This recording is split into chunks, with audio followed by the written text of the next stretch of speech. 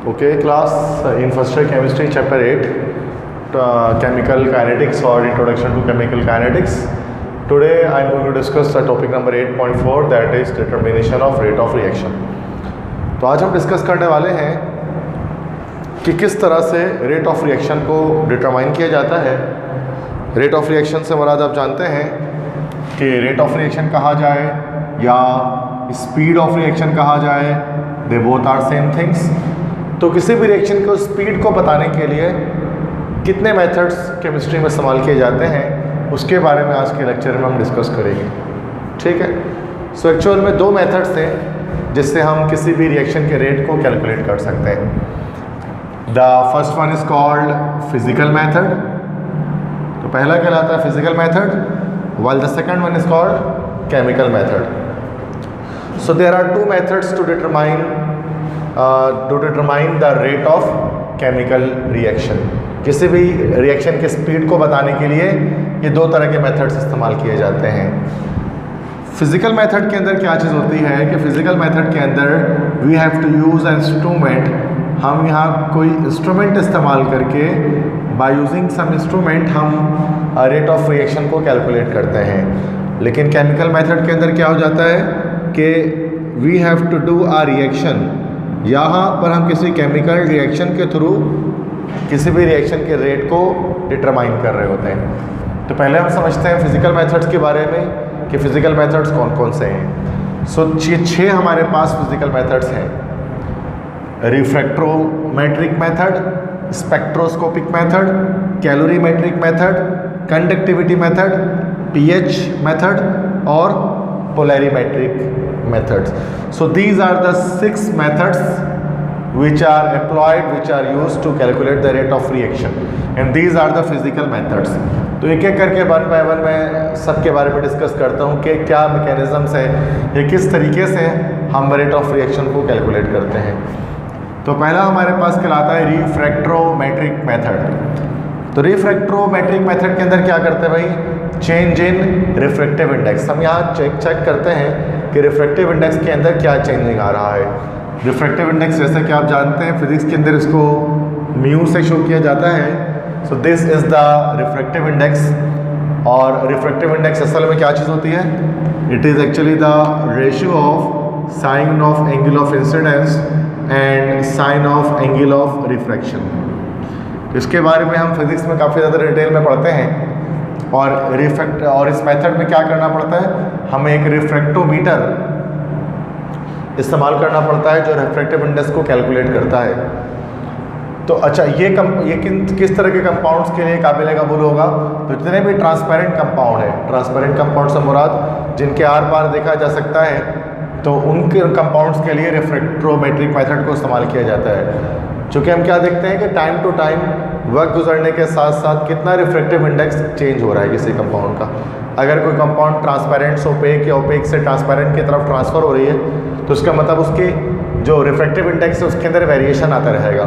उसी वेरिएशन को कैलकुलेट करके हम क्या बता देते हैं, हम रेट ऑफ रिएक्शन को डिटरमाइन करते हैं। समझ में आ गया फर्स्ट वन। सेकेंड वन इसके बाद है स्पेक्ट्रोस्कोपिक मेथड। स्पेक्ट्रोस्कोपिक मेथड में क्या किया जाता है, इसमें हम इस्तेमाल करते हैं एक स्पेक्ट्रोफोटोमीटर। इसमें हम स्पेक्ट्रोस्कोपी कर रहे होते हैं, स्पेक्ट्रा देख रहे होते हैं। तो यहाँ पर हम क्या देखते हैं, एड्जॉर्प्शन और अल्ट्रावायलेट और इंफ्रारेड रेडिएशन के जो एड्जॉर्प्शन होती है इसके अंदर क्या होती है, अल्ट्रावायलेट या इंफ्रारेड रेडिएशन को एड्जॉर्ब करवाते हैं किसी भी कंपाउंड के अंदर। ठीक है, बीकर के अंदर कोई कंपाउंड है उसमें हमने यूवी रेस या इंफ्रारेड रेडिएशंस को हम उसमें क्या करेंगे, एब्जॉर्ब करवाएंगे। जब वो उस पर जाकर एब्जॉर्ब हो जाएगा तो एब्जॉर्प्शन के बाद क्या होगा कि उसके अंदर से फिर वो एमिशन करेगा, स्पेक्ट्रा को एमिट करेगा, जिसको हम जो है वो किसी शीट पर या किसी पेज पर देखकर बता सकते हैं कि आखिरकार कंपाउंड में क्या वेरिएशन आ रही है। चूँकि आप जानते हैं कि हर एक एलिमेंट, हर एक कंपाउंड का स्पेक्ट्रा यूनिक होता है, डिफरेंट होता है। तो उसका मतलब क्या होता है कि जब कंपाउंड चेंज हो रहा होता है तो उसके स्पेक्ट्रा में भी चेंजिंग आ रही होती है। तो वही स्पेक्ट्रा के अंदर चेंजिंग देखते हुए हम बता रहे होते हैं कि आखिरकार कितने रेट से जो है वो रिएक्टेंट प्रोडक्ट में कन्वर्ट हो रहा है, ये रेट ऑफ रिएक्शन क्या है। Next is calorimetric method. Calorimetric method में क्या होता है कि यहाँ पर हम चेक करते हैं चेंज इन कलर इंटेंसिटी। इसमें हम कलर इंटेंसिटी को चेक करते हैं, मतलब कोई कंपाउंड अगर किसी कलर चेंज कर रहा है, जैसे रेड से ब्लू हो रहा है, रिएक्टेंट और प्रोडक्ट का कलर अगर डिफरेंट है तो आहिस्ता आहिस्ता रिएक्टेंट क्या करता है, अपने कलर को चेंज करना शुरू कर देता है। तो जो कलर इंटेंसिटी में फ़र्क आ रहा होता है उसकी वजह से भी हम बता सकते हैं रेट ऑफ रिएक्शन किस स्पीड के साथ रेट ऑफ जो है रिएक्शन जो है वो रिएक्टेंट प्रोडक्ट में कन्वर्ट हो रहा है, या क्या स्पीड है, क्या रेट है किसी रिएक्शन की। ठीक है। फोर्थ है कंडक्टिविटी मेथड। कंडक्टिविटी मेथड में हम क्या चेक करते हैं, चेंज इन इलेक्ट्रिकल कंडक्टिविटी। और ये कंडक्टिविटी मेथड सिर्फ और सिर्फ आयोनिक कंपाउंड्स के लिए काबिल कबूल है, मतलब ऐसे कंपाउंड जो लिक्विड सिस्टमेटिक करंट को कंडक्ट कर सके, जैसे कि आयनिक सॉलिड्स आप जानते हैं कि वो सारे के सारे इलेक्ट्रोलाइट्स होते हैं, तो वो करंट कंडक्ट करते हैं किसमें भाई, लिक्विड स्टेट के अंदर। ठीक है।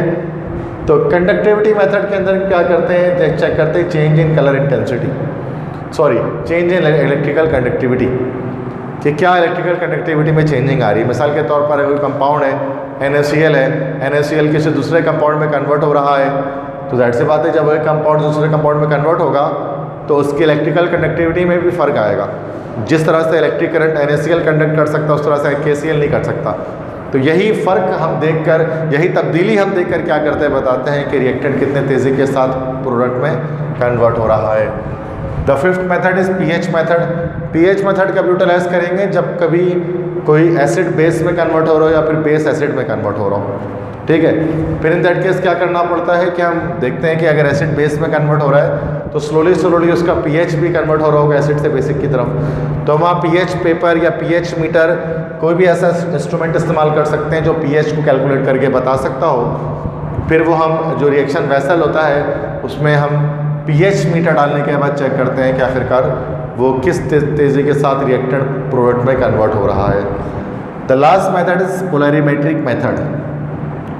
पोलरीमेट्रिक मेथड में एक पोलरीमीटर इस्तेमाल किया जाता है, और ये पोलरीमेट्रिक मेथड में होता क्या है कि change in optical rotation of plane polarised light, के प्लेन पोलराइज्ड लाइट की ऑप्टिकल रोटेशन को हम चेक करते हुए बताते हैं। मिसाल के तौर पे अब हमारे पास जैसे कंपाउंड है, दिस इज़ ग्लूकोज D, तो ग्लूकोज एक D होता है, ग्लूकोज L होता है।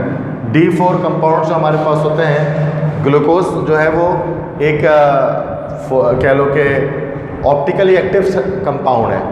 ऑप्टिकली एक्टिव से मुराद ये होता है कि जब इस पर प्लेन पोलराइज्ड लाइट को डाला जाएगा तो इन दैट केस क्या करेगा, ये जो है वो उसको घुमाएगा, इस लाइट को रोटेट करेगा।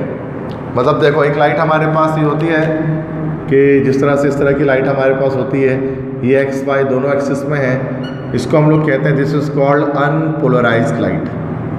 ये हमारे पास अनपोलराइज्ड लाइट है, ठीक है। और ये हमने उसको गुजार दिया किसी एक क्रिस्टल से, किसी एक क्रिस्टल से गुजार दिया हमने उसको, this is a sort of crystal lattice, ठीक है। तो हमने किसी को क्रिस्टल से गुजारा, दिस इज़ कॉल्ड टोरमलीन क्रिस्टल। इसको आप टोरमलीन क्रिस्टल भी कह सकते हैं, और इसी को आप जो है वो निकोल प्रिज्म भी कह सकते हैं। टोरमलीन क्रिस्टल या निकोल प्रिज्म से आपने उसको गुजारा, तो ये क्या करेगा कि ये चूँकि अनपोलराइज्ड लाइट एक्स और वाई दोनों एक्सिस में है, कि इसमें देखें वाई एक्सिस भी है, एक्स एक्सिस भी है, दोनों एक्सिस पे जा रही है लाइट ये। लेकिन ये क्या करेगा, एक एक्सिस की लाइट को रोक देगा, एक एक्सिस की लाइट को जाने देगा। मतलब लेट से कि ये जो वर्टिकल कंपोनेंट इसका है वो आगे बढ़ गया, और इस लाइट का हॉरिजॉन्टल कंपोनेंट जो था वो रुक गया इस निकोल प्रिज्म या टोरमलीन क्रिस्टल की वजह से ना। अब इस तरह की जो लाइट हमारे पास आ गई, दिस इज़ कॉल्ड PPL, इसको हम कहते हैं प्लेन पोलराइज्ड लाइट। अब इसी PPL को आप क्या करो, किसी ऐसे बीकर से गुजारो जिसके अंदर कोई ऑप्टिकली सेंसिटिव कंपाउंड मौजूद है। ऑप्टिकली सेंसिटिव कंपाउंड जिसके अंदर कोई मौजूद है, लेट से कि इस बीकर के अंदर हमारे पास ग्लूकोज D मौजूद है। ग्लूकोज D से मुराद यहाँ पर होता है डेक्स्ट्रो रोटेटरी, ठीक है। डेक्स्ट्रो रोटेटरी कंपाउंड्स क्या कहते हैं, प्लेन पोलराइज्ड लाइट को क्लॉकवाइज डायरेक्शन में मूव करवाते हैं। तो जब लाइट इससे जाकर आगे बढ़ेगा तो ये इस तरह से क्लॉकवाइज डायरेक्शन में मूव कर जाएगा, ठीक है। This is called polarimetry. अब ये ग्लूकोज अगर किसी और कंपाउंड में ग्लूकोज डी है जो क्लॉकवाइज मूव करता है, अब इसी की जगह अगर ग्लूकोज एल हो जाए आपके पास, दैट इज लेवोरोटेटरी, और ये लेवोरोटेटरी कंपाउंड क्या करते हैं, इसी प्लेन पोलराइज लाइट को बजाय क्लॉकवाइज डायरेक्शन में घुमाने के ये इसको एंटी क्लॉकवाइज या काउंटर क्लॉकवाइज डायरेक्शन में मूव कर देते हैं। तो पोलरिमेट्रिक मेथड में हम क्या चेक करते हैं कि कितना ऑप्टिकल रोटेशन हो रहा है पोलराइज लाइट का, मतलब उससे पता लगेगा रिएक्टेंट कितने तेजी के साथ प्रोडक्ट में कन्वर्ट हो रहा है। So these are the 6 physical methods for the determination of rate of reaction: refractometric method, spectroscopic method, calorimetric method, conductivity method, pH method and polarimetric method. ठीक है, रिफ्रैक्ट्रोमेट्रिक मेथड में क्या करते हैं, रिफ्रैक्टिव इंडेक्स में आने वाले चेंज को कैलकुलेट करते हैं। स्पेक्ट्रोस्कोपिक मेथड में क्या करते हैं कि हम सब्सटेंस में अल्ट्रावायलेट या इंफ्रारेड रेडिएशंस को एब्जॉर्ब करवाते हैं। ठीक है, देन उसके बाद हमारे पास बी मेथड है, this is called chemical method. Chemical method में हम क्या करते हैं, केमिकल मेथड के अंदर हमको रिएक्शन करवाते हैं और रिएक्शन के नतीजे में हमें पता लगता है रेट ऑफ रिएक्शन।